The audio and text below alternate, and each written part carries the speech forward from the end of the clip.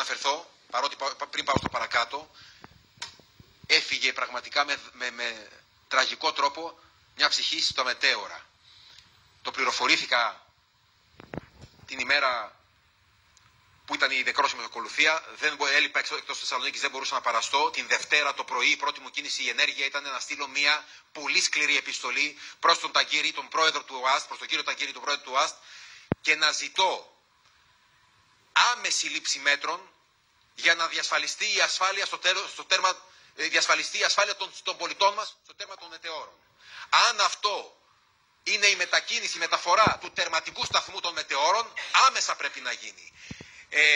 Και περιμένω τις ενέργειες του κυρίου του πρόεδρου του ΟΑΣΤ. Εάν δεν κάνουν ενέργειες, το θέμα αυτό είμαστε αποφασισμένοι ως διοίκηση και θα το αναδείξουμε και στα μέσα ενημέρωσης και θα το κυνηγήσουμε όσο δεν πάει. Δεν μπορεί στα μετέωρα εν έτη 2024 να μην τηρούνται οι βασικοί κανόνες ασφαλείας στους τερματικούς σταθμούς και στα μαξοστάσια των λεωφορείων.